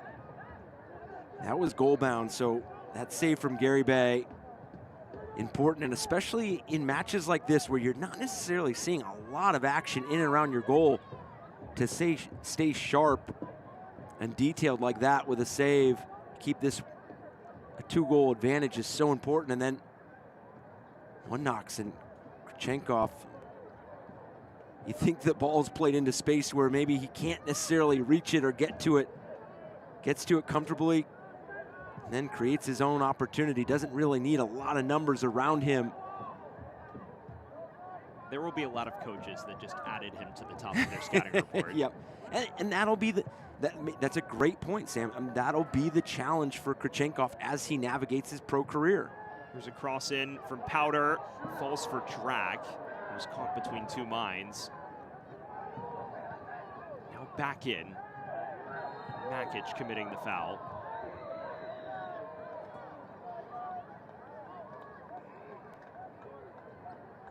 And to finish that point about Kurchenkov, and as you mentioned, Sam, the scouting report,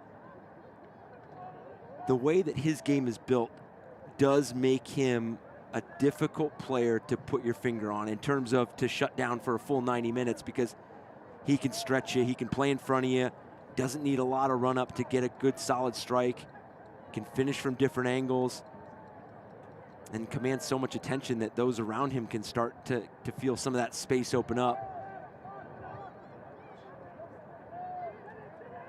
Kurchenkov, this time over the net.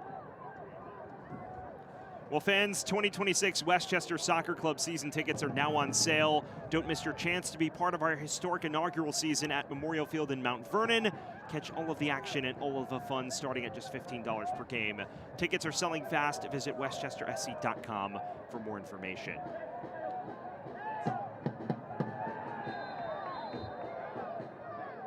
Linares was fouled there. Well, Eric, every time he touches the ball in the final third, he fancies a pop. Yeah, and that's going to be, there's going to be two pieces to slowing him down. Entries, so denying him the ball in the first place, and then how tight you are when he does receive the ball, making sure that you're able to dictate what that next move is, not necessarily giving your position away defensively, but making sure that you're dictating where play goes. So we see a change for one Knox. Real Gil, the Trinidad and Tobago international, replacing Mikael Guling here with about 25 minutes to play. That change presented by Benjamin Steakhouse, always a prime choice. So that is the alteration in the number 10 role, as one Knox makes their first few changes of the match. Linares and Gill into the fray.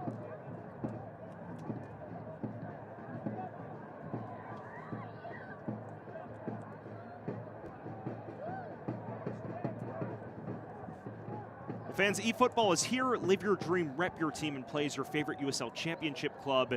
eFootball is free to play. Download now. Approaching the final 20 minutes here from Westchester County. Sam Goldfarb, Eric Dobransky on hand. What a performance it has been for one Knoxville through the opening hour and change. A brace and an assist for Dennis Kurchenkov. Another goal for John Murphy in the first half. Since halftime, you've seen some moments of resistance from Westchester. Miguel Diaz denied from point-blank range, but they haven't been able to fully take this one over.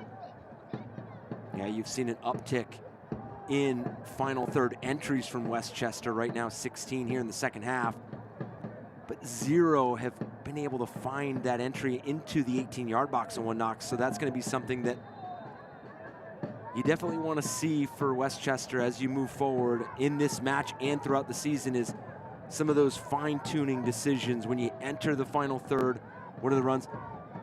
We've seen good movement, and I think that's where it all starts. Now it's just about executing that final pass, that final idea.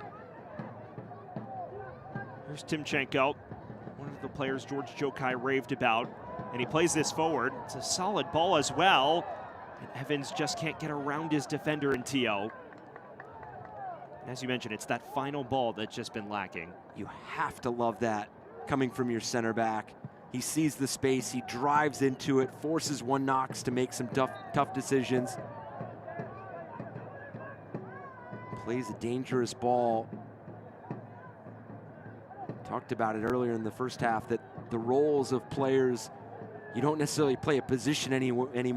There's various layers to what you're tasked with, and when you can have a playmaking center back that's willing to drive into that space and then has that passing range as well, makes it difficult for teams to stay completely structured defensively. You talk about the modern evolutions of football. You spoke a lot about goalkeepers being able to play with their feet, fullbacks getting forward, but also the play of center backs being able to break lines with their passing and dribbling of the football. In many ways, it looks like Timchenko fits that mold. Absolutely, because you get teams that want to sit in, get 11 players behind the ball, but when you have a center back that is willing and capable to break you down and be clinical in the passes and the vision, that you move defenders, you move pieces in tight spaces, and that's something that Timchenko is fully capable of doing. Diaz, overlapping run from Drac, who has a propensity to do that.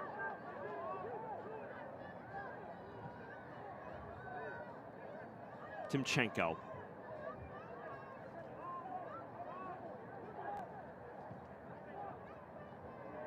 And that given away cheaply.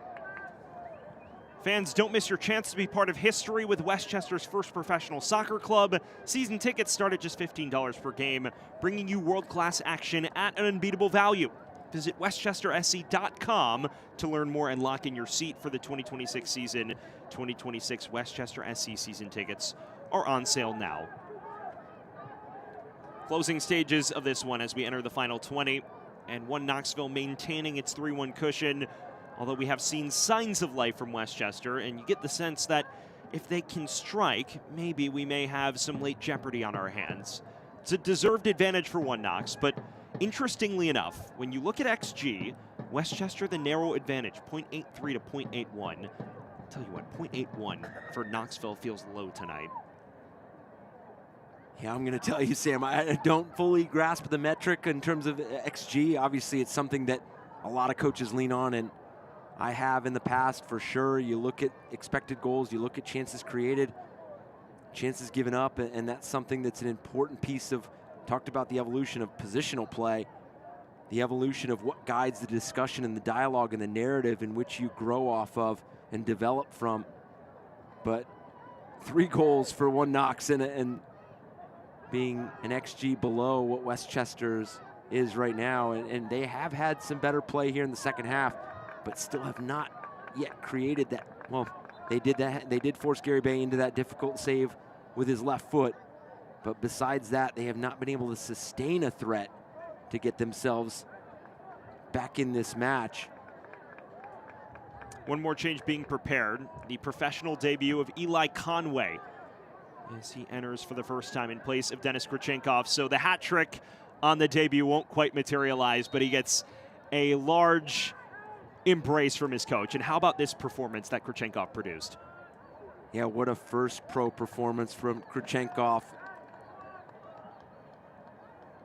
Get your look at some of the standout moments. I'm sure you'll see them in a bit. Here they are. Yeah, just knowing where you want to be and when you want to be there, in between the defenders, splitting through, and then finishing all the hard work, clinical in the finish, understanding where the goalkeeper is. Opens the scoring in the 12th minute. Well, a heavy challenge in the box now, and the referee denies a penalty shout. And that right there, a nervy moment for one Knox. Player not necessarily going towards goal just yet. Taking that touch towards the end line, and you go through as we see Timchenko coming off. Timchenko off for Dean Guzin. That's an attack-minded change. How about this, Eric? This was, tell you what, rather questionable, as that substitution presented by Benjamin Steakhouse, always a prime choice. Looks like Caputo was on the backside of Evans there. Yeah, definitely questionable and something for one Knox. You look at it and some of their 1v1 defending inside the box, the detail that comes with it. But with the referee securing his decision, Guzin looks forward here for Diaz. That his first touch. Former standout in the Polish second tier before joining Westchester last season. Someone who has shown many flashes of creative prowess. The key is now channeling that on a more consistent basis. Brown, Linares.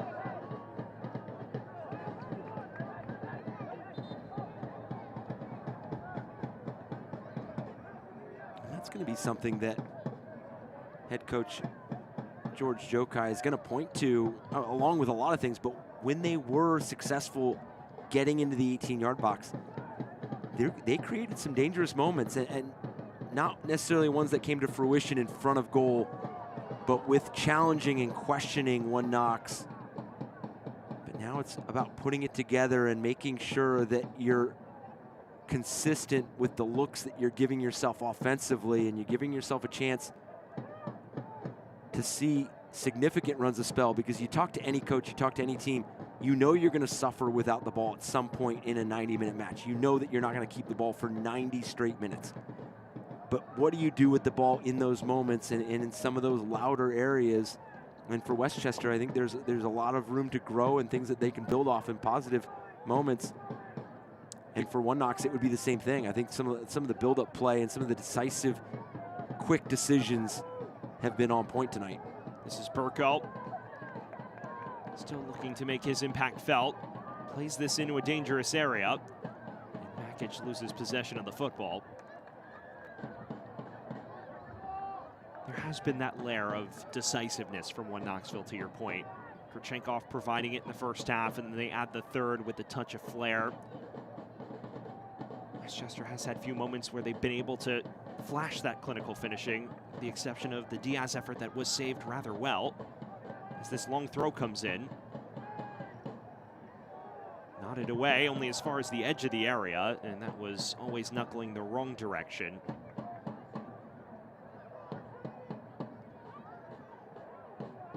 What have been your thoughts on his performance tonight, Gary Bay? I think he's been steady. I think he's been commanding of his box. He has not given up any loose opportunities. And I think some of the best saves you can make as a goalkeeper are the ones that you don't have to make. And I think that speaks volumes to the relationship that he and this back line have developed. Obviously, Skelton and Fernandez being some key returners right in front of him. But the way that they've been able to direct the players in front has been solid, to say the least. Linares crosses this, and it's bash clear. And he makes that big save to keep it at 3-1. I mean, that's what you need a goalkeeper to do, is come up big. I talked about suffering without the ball just a few moments ago. It's also with big chances. You know that there's going to be a big chance within every match. And Gary Bay came up with the save to make this. We're in the 77th minute. It's less stressful right now. Obviously, Westchester's still pushing to find a second goal. But if this game's at 3-2 and you still have 13 minutes left, I mean, it is a different temperature. Especially away from home. Oh, yeah. Managed to quell this loud 914th Infantry tonight. But I think that would change if Westchester could find a lifeline. It's an inviting ball, but it's outside the reach of Linares. By contrast, it feels like Molina's been put in a difficult spot this evening, especially for a professional debut. I would agree with that. I think it's been a lot of services into the box. Obviously, Kurchenkov has been deceptive in the work that he's done on and off the ball. He's hidden a lot of what he's looking to do until the last minute very well. But yeah, Molina, it seems for him, this group has a lot to do work-wise collectively, and how they defend from Molina going forward to negate some of these chances, and that'll be something that they will unquestionably go back and look at and fine-tune and make sure that they still have another home game. They host Charlotte Independence next week. Obviously, still plenty of time in this match. One Knox goes home for 3 straight matches. Forward Madison, Corpus Christi, and Richmond Kickers. You mentioned unbeaten at home last year. They have not lost a home fixture since June of 2023. Incredible. 2024, excuse me. Okay. 2023 would be a wild run. But yeah, since June of the 2024 season, That's still incredible. That was before Covenant Health Park was their home patch. That was when they were playing at Regal Soccer Stadium. Of course, they opened their new beautiful home in May of 2025. Had already started, they started their season on the road for 2 months and then went unbeaten through the entirety of last year, including 3 straight wins in the playoffs in which they outscored opponents by a 5-1 scoreline, defeating Spokane Velocity in the final. It is still a side that is not at full strength. We talked about Dien being out, at least for this week. And in addition to that, Nico Rosamilia is not available for the foreseeable future. He was the MVP of that final, so still room for them to grow. But if this is the way they open their season, I think Ian Fuller will be quite happy. Said he didn't expect them to look their best going forward. That's a scary proposition at the moment. Makic loses out. Here is the first real touch for Eli Conway, the debutant. And this hoofed upfield. Molina well off his line and nearly mistimed that. Riel Gill was bearing down on goal.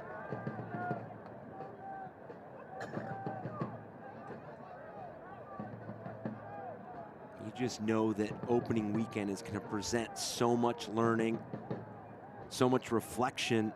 And when you can do that, go on the road, score 3 goals, have spells where you look sharp on the ball, and then defensively, obviously you concede the penalty, but for the most part have built off of some of those foundational principles from last year.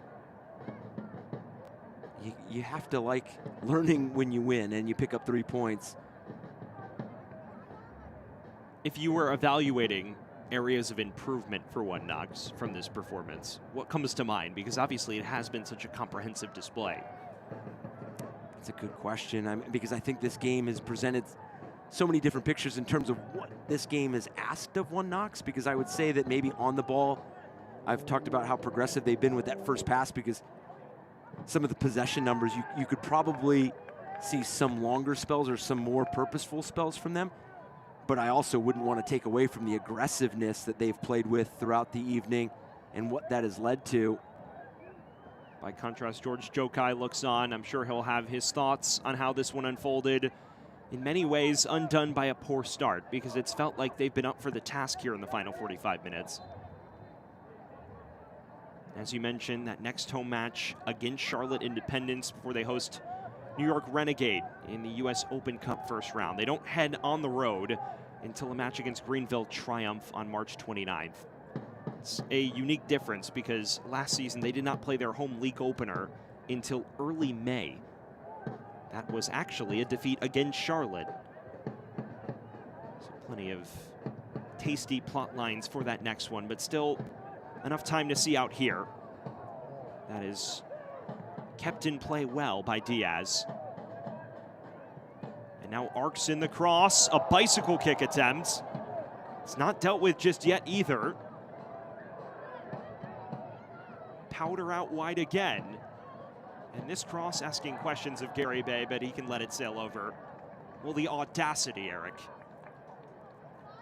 Good service here. And look at this bicycle kick, the attempt here. Unable to make solid contact with it to put it on goal. Obviously still had to deal with a lot of traffic behind him as well. I think Ermin Makic saw his name in lights. But that's the lead up that you want to see from Westchester. Quick touches, quick decisions, good positioning. Inside the final 10 minutes. Scoreline is the same as we saw at halftime, but Westchester has had moments where they've knocked on the door. Nothing decisive yet. It has been a story of incremental improvement. George Jokai saying in the pre-match, it's more about us improving as a unit on opening night. We don't care who the opponent is, whether it's defending champs or otherwise. It is more about us developing our style of play and going in brave. They have certainly made some tweaks at halftime that have made their performance more palatable. If they can find that second, as you mentioned, at least maybe instill some nerves in the defending champs. Guzin overweights it for Diaz.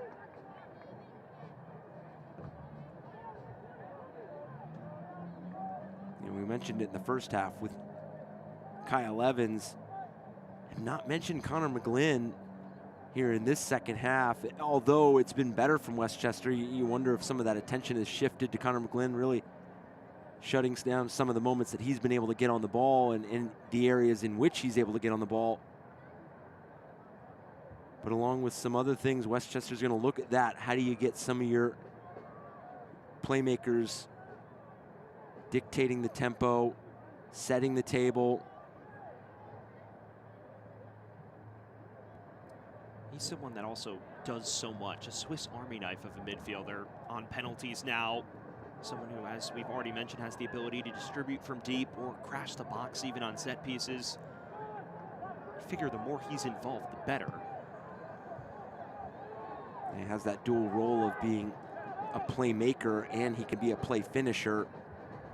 Can drop in deep, as to your point.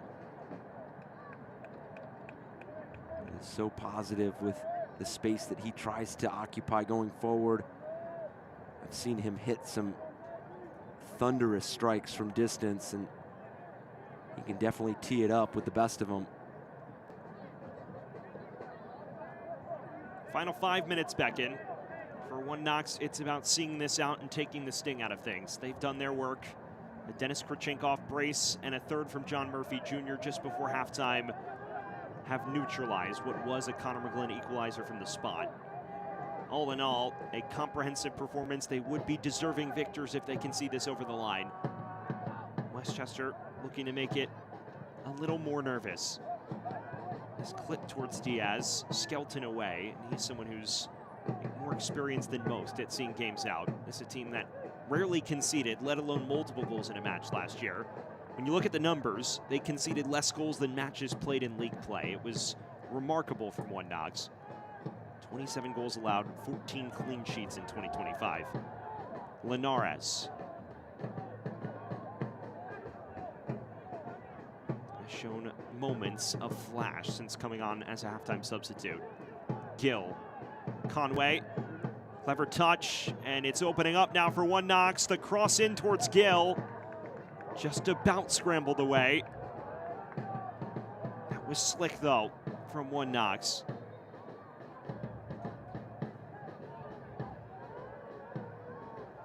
That would have effectively sealed it, if it isn't already.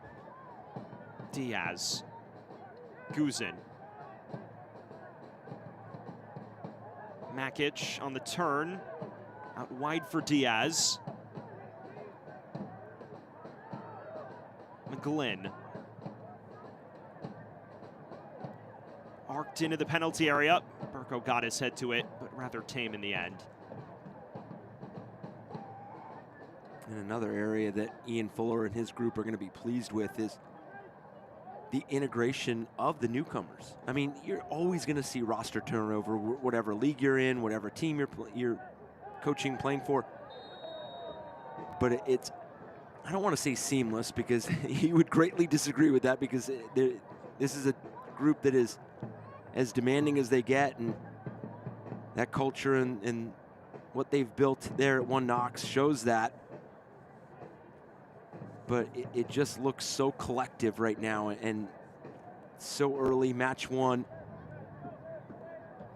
But you know that teams are going to take a look at this. How do you disrupt it? How do you make them play a different match? And that's where I think that flexibility tactically for One Knox becomes so important and so vital to their success. They can keep possession if they need to. The exact quote for me in Fuller was, "I want to be awful to play against." Yep. I think they fit the bill here tonight. Yeah, and those are awful teams and to coach against, because they can keep the ball when they want to, if they need to, if that's what the game is asking, but they could also be direct and play vertical when the game is asking that of them. Here's Conway. Quick turn. It's laid back off to the edge of the area. Teddy Baker wanted to crack. Linares.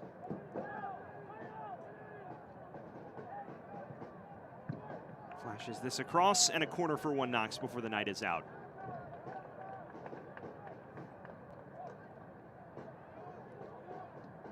Well, fans, this corner kick is presented by Ice Air, keeping Westchester cool and comfortable.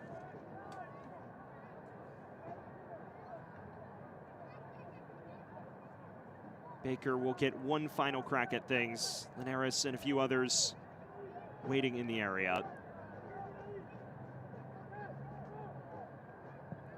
Outswinging corner. It is appetizing. It fell for Skelton briefly, but he couldn't wrap his boots around it. Gill sprays this wide again. Drack is there to greet it.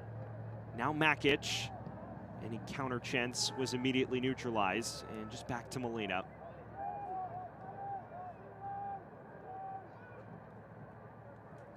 Final minute of the added 90, and then all at our fourth official's discretion. This result now at this point seems relatively sealed, barring a major meltdown. And one Knoxville is not known for those. Drack. Guzin. Makic left it dangling and fouled Caputo in the process. And a late yellow card for his troubles.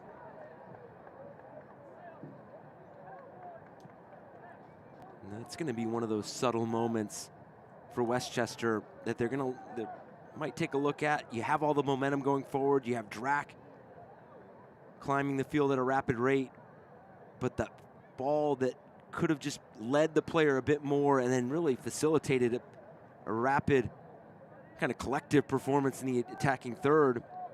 It's muted by a ball played back and you kind of stumble upon it. And now you end up with a free kick and a yellow card. So just those finer details, the passing accuracy, where you want to go, when you want to get there. Well, we're now in stoppage time presented by Meager, and it is just 2 minutes. So already about 25% of the way through that. Plenty to build on for One Knox as they head into their home opener next week. And as you mentioned, a loaded slate there. Ford Madison before the Open Cup, and then Corpus Christi and Richmond at home. For Westchester, it is a clash with Charlotte, a side that they've played some thrillers with in the past.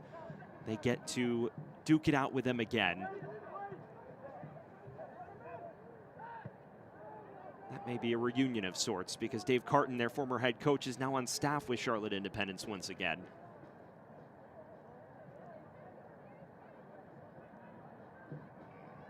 Powder strolling forward. And rolls out of play. And Knoxville can effectively run the timeout. We've spoken about areas of improvement for Westchester throughout this broadcast, but if you are George Jokai, what are the biggest takeaways from this? Recognizing moments. I think there was moments for Westchester, whether it was defensively or on the ball, that if maybe it's met with a different decision, it's met with different execution, there are plays out there to be made. Whether it's a tackle that negates a chance for One Knox that came to fruition, or in the attacking third, we mentioned the detail of pass there that kind of slowed up the attack for them. So some of those details, and recognizing those details when they present themselves, is probably going to be a talking point for Westchester. This is likely the final foray forward for Diaz and company. McGlynn touches it on to Armas.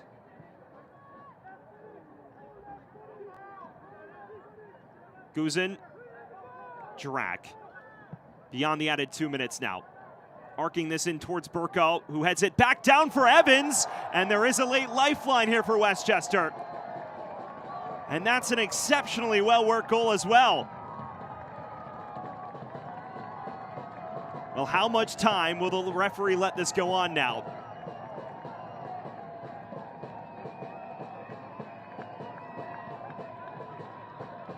This is a ball that starts in, clipped in from Drack. Came in the second half. Good recognition, knocked this down. Kyle Evans there to pick up that header. Knew where frame was, makes this a 3-2 match, but too little too late here for Westchester. Full-time whistle sounds immediately following the kickoff. Late consolation for Westchester, but the beginning of the George Jokai era doesn't quite go according to plan. The defending champions prevail in 3-2 fashion after an exceptional first half. I said it in the open, this was going to be a match for Westchester that was going to give them a clear path for development and growth, and I think that presented just that for head coach George Jokai and his side. One Knox, go on the road, pick up 3 points. I thought they were clinical in a lot of different moments, but they also showed how lethal they can be in the attack as a collective. So good performance from Ian Fuller's group as well. Quality first half display led by a Dennis Krachinkoff brace. And at the end of 90 minutes, One Knoxville prevails in 3-2 fashion. Krachinkoff at the double, John Murphy Jr. on the score sheet. Late consolation from Kyle Evans. Not enough to salvage something for Westchester. We'll step aside when we return to look back at the 90 minutes that just transpired.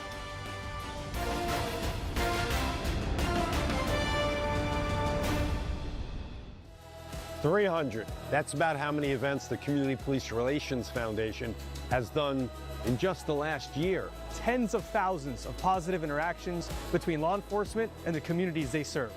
We exist to break down barriers, to humanize the badge, to foster trust, understanding, and lasting relationships. It's changing how communities see the uniform every single day. Together, we can redefine the story and turn 300 moments of connection into tomorrow's 3,000. Raising health means elevating the care that we can get in our backyard. The Westchester Soccer Club is part of the United Soccer League that has now expanded into Westchester. It's a brand new USL One team competing all across the country, bringing the love for the sport of soccer to the area. Northwell is going to provide them the best care possible, going to the games, making sure that we're on site for each home game. If an injury pops up, we get those players in immediately. The partnership between the Westchester Soccer Club and Northwell Health is very exciting. Northwell's vision is to raise health, so we offer the full gamut of orthopedic services, serving the community in Westchester. That's where my family lives, that's where I live, and that's my purpose here. Welcome back to Westchester County, where at the end of 90 minutes, the defending champions prevail in 3-2 fashion to get their title defense off on the right foot. A dominant first half sees them across the line for 3 points on the opening night of the USL League One play. It's time to get a look at our full-time highlights. And Eric, a fast start for One Knox, and they're able to bounce back after conceding the equalizing. And a terrific performance from a lot of the newcomers for One Knox. I mean, Teddy Baker had the assist, obviously solid in midfield. Dennis Krachinkoff, the storyline, I mean, 2 goals, the brace in 22 minutes, opens the scoring in the 12th minute. Really showcased the variety that he has in his toolbox as an attacking player. See the foul here from Skelton that for the penalty for Westchester that levels it at 1-1. Connor McGlynn steps up, composed, clinical in the finish. But besides that, One Knox was able to penetrate, play through the lines, create some dangerous opportunities. Talk about the brace from Krachinkoff. Obviously, the drive and dribble here, the play curls this into the far post. But besides Krachinkoff, I thought collectively One Knox and Ian Fuller have to be pleased with how dangerous they looked playing off of each other. I know Krachinkoff has the 2 goals peeled off on this free kick. Then Westchester loses track of him, far post. John Murphy Jr. able to tuck this away to make this a 3-1 match going into the break. And that ends up being the crucial goal, because we had mentioned it in the first half. If they could keep it at 2-1, get a late free kick, they score the 3rd goal, and then you saw good glimpses from Westchester. They created some moments. This obviously, at a time that knocked down the finish from Evans. But overall, One Knox has to be pleased with going on the road, picking up a massive 3 points, their first road test of the season. And those foundational championship behaviors, they're just building off of them. That also a first ever victory over Westchester, because they drew both meetings last year. As you get a look at the stats, how about this? Westchester 66% of the ball, but it felt like Knoxville had a much greater share. You said it best in the second half. I mean, Ian Fuller made it clear that he wants to be a team that is very difficult to play against, and that adds to the variety of Dennis Krachinkoff and his finishing ability, but the variety in which One Knox can play, and they showcase that tonight. Westchester falling in their home opener. One Knoxville, the defending champs, get their title defense on the right foot. That is where we leave things here from Westchester County, where the beginning of the George Jokai era doesn't necessarily go according to plan. One Knoxville rides the wave of a 3-goal first half to a 3-goal victory. For a terrific crew, alongside my partner Eric Dobransky, I'm Sam Goldfarb. We say so long from Westchester County, where it finishes 3-2 to the defending champions. Have a great rest of your night, everyone. From Westchester, signing off. This copyrighted telecast of the United Soccer League cannot be retransmitted, rebroadcast, or reproduced without the express written consent of the United Soccer League.